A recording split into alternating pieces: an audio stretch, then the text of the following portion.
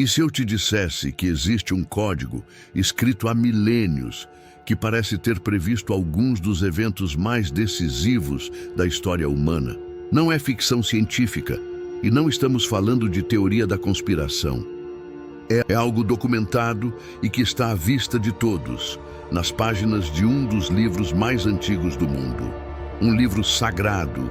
Você já parou para pensar se a história é realmente uma série de acidentes?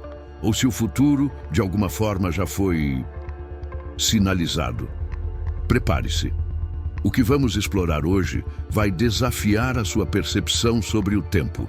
Vamos juntos analisar eventos históricos que, segundo milhões de pessoas, foram registrados em detalhes antes de acontecerem.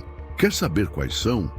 Fique comigo até o final, pois cada exemplo que vamos ver se conecta de uma forma surpreendente. E se esse tipo de mistério te fascina, já deixe o seu like, se inscreva no canal e ative o sino. Assim você nos ajuda a continuar trazendo o melhor conteúdo sobre mistérios bíblicos. Agora, vamos ao ponto.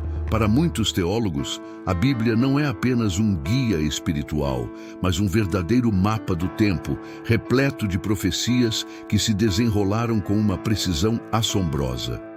Embora a interpretação de uma profecia cumprida possa variar, a exatidão de muitos desses eventos é vista por milhões como uma evidência poderosa da veracidade das Escrituras. Do ponto de vista teológico, essas profecias são frequentemente agrupadas em categorias principais. Temos as profecias messiânicas, as profecias sobre nações e cidades, e as profecias sobre o povo judeu. E neste vídeo, vamos mergulhar nos fatos de cada uma delas, revelando os detalhes históricos e, claro, as fontes bíblicas para você mesmo conferir. Vamos começar pelas profecias messiânicas, aquelas que se cumpriram em Jesus Cristo. Para os cristãos, a vida, morte e ressurreição de Jesus são a maior prova de que as profecias do Antigo Testamento são reais. A primeira que vamos explorar é sobre o local de nascimento de Jesus. Centenas de anos antes de ele nascer, o profeta Miqueias já havia revelado: "E tu, Belém Efrata, posto que pequena entre os milhares de Judá, de ti me sairá o que será Senhor em Israel." Miqueias 5:2. E o que o Novo Testamento nos mostra? Exatamente isso. Em Mateus 2:1-6, lemos que Jesus nasceu em Belém da Judéia, cumprindo perfeitamente essa antiga profecia. Uma conexão impressionante, mas o local de nascimento era apenas o primeiro sinal. Em seguida, temos uma das profecias mais conhecidas, o nascimento de uma virgem. Séculos antes, Isaías 7:14 declara: "Portanto, o mesmo Senhor vos dará um sinal. Eis que a virgem conceberá e dará à luz um filho, e será o seu nome Emanuel." No Novo Testamento, Mateus 1:18-23, descreve exatamente este evento. A concepção de Jesus por Maria, uma virgem, confirmando a antiga palavra profética. E as especificações iam além do como ele nasceria, determinando também a sua linhagem. Jesus precisava ser descendente da tribo de Judá e da casa de Davi. As profecias em Gênesis 49:10 e 2 Samuel 7:12-16 apontavam claramente para um líder que viria da linhagem de Judá e da casa real de Davi. Mais uma vez, os registros do Novo Testamento, especificamente as genealogias em Mateus 1 e Lucas 3, detalham a linhagem de Jesus, confirmando sua conexão direta tanto com a tribo de Judá quanto com o rei Davi. A precisão profética se estende até mesmo aos eventos públicos mais conhecidos. Considere a entrada triunfal em Jerusalém. Séculos antes, Zacarias 9:9 profetizou: "Alegra-te muito, ó filha de Sião, exulta, ó filha de Jerusalém.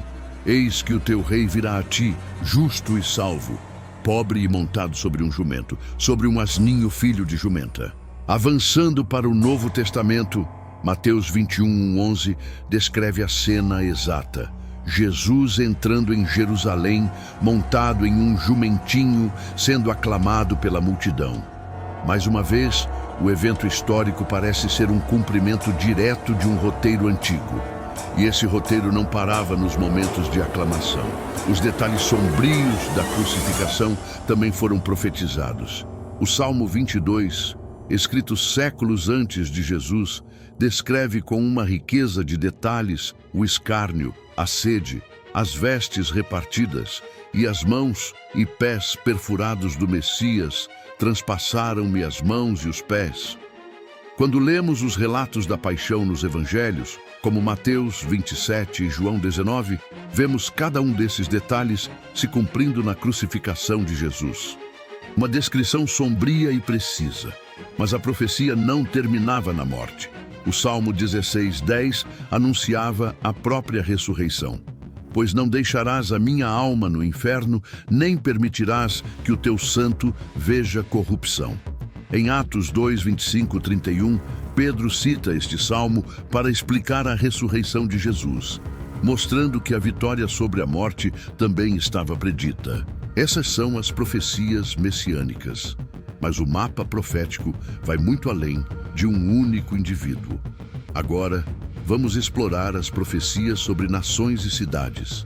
A Bíblia está repleta de previsões sobre a ascensão e queda de impérios.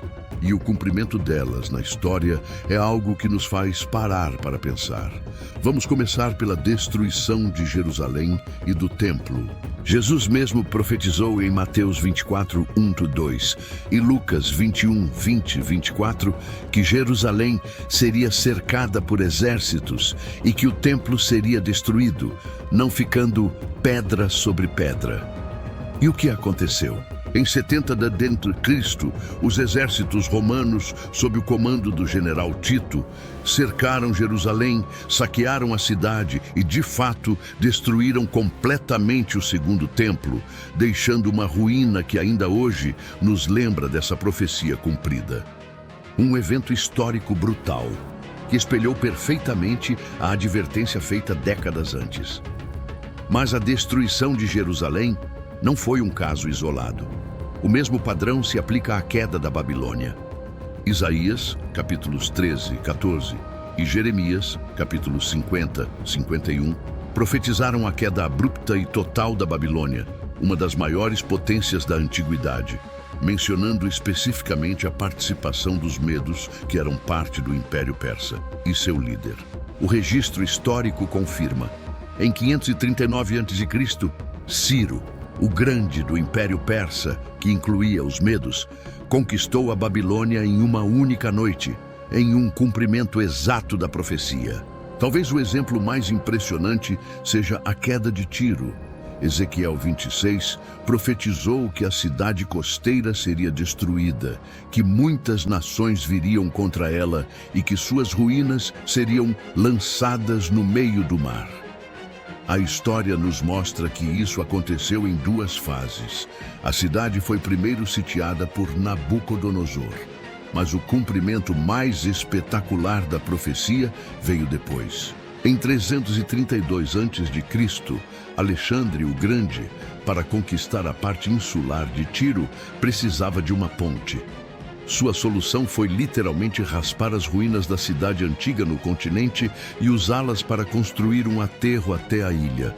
As pedras de Tiro foram de fato lançadas ao mar, cumprindo a profecia nos seus mínimos e mais específicos detalhes. Para finalizar, vamos abordar as profecias sobre o povo judeu, que são igualmente impressionantes e mostram uma visão a longo prazo sobre a história de uma nação.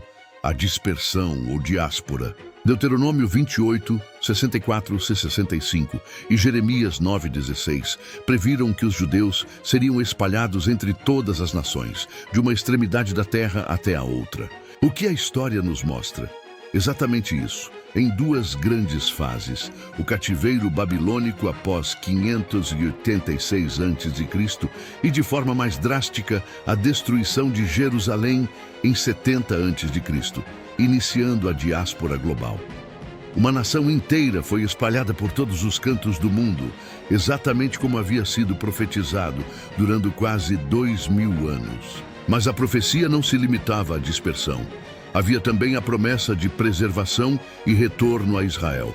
Muitas profecias, como Jeremias 29:14 e Ezequiel 37, falam sobre Deus reunindo seu povo de volta à terra de Israel, mesmo depois de terem sido espalhados. E aqui chegamos a um evento moderno que muitos consideram o cumprimento literal dessas antigas profecias: o restabelecimento do Estado de Israel em 1948. Depois de séculos de dispersão, contra todas as probabilidades históricas, o povo judeu voltou à sua terra ancestral. Como vimos, o estudo dessas profecias e seus cumprimentos é um campo vasto e complexo. Para milhões de pessoas, a fé no seu cumprimento é um pilar fundamental. É algo que nos faz refletir sobre a história, sobre o tempo e sobre a possibilidade de que, talvez, exista um plano maior em ação. Se você gostou desta investigação e quer ver mais vídeos assim, deixe seu like e se inscreva no canal. Sua curiosidade é o nosso combustível. Pois é, pessoal, o estudo dessas profecias e seus cumprimentos é um campo vasto e complexo da teologia. E para milhões de pessoas ao redor do mundo, a fé no seu cumprimento é um pilar fundamental.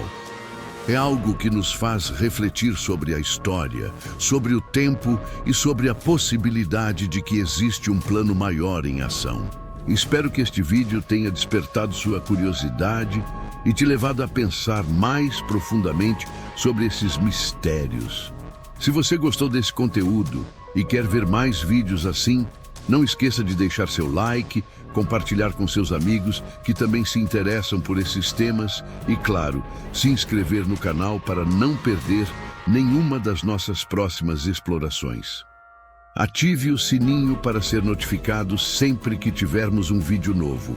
Muito obrigado por assistir e até a próxima.